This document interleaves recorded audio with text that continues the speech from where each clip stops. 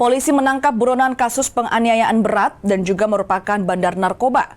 Aksi kejar-kejaran serta rentetan tembakan mewarnai penangkapan pelaku. Penangkapan seorang pria berinisial RM alias Caca berakhir dramatis. Polisi mengepung tempat persembunyian pelaku di Kelurahan Rahan Douna, Kecamatan Puasia, Kota Kendari.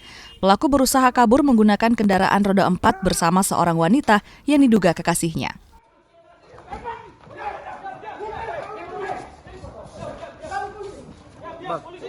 Pelarian pelaku akhirnya berakhir setelah mobil yang dikemudikan hilang kendali dan menabrak pagar besi rumah warga. Pelaku yang berupaya kabur hingga petugas mengejar dan melepaskan tembakan peringatan ke udara sebelum akhirnya mengepung dan menangkap pelaku.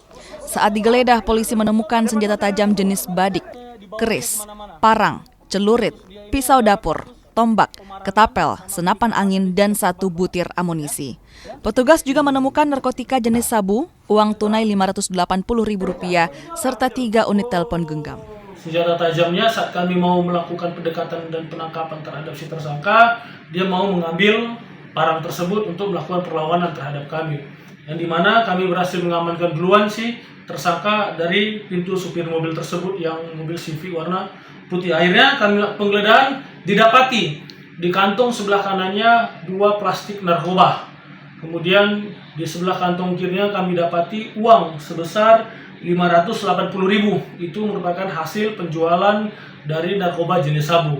Akhirnya dengan hasil penggeledahan di mobil dan di badannya, kami melaksanakan penggeledahan di rumahnya pribadi. Pelaku kini menjalani pemeriksaan di Polresta Kendari atas kasus penganiayaan berat dan dugaan keterlibatannya dalam peredaran narkotika. Silvian Sekia, Kompas TV Kendari, Sulawesi Tenggara.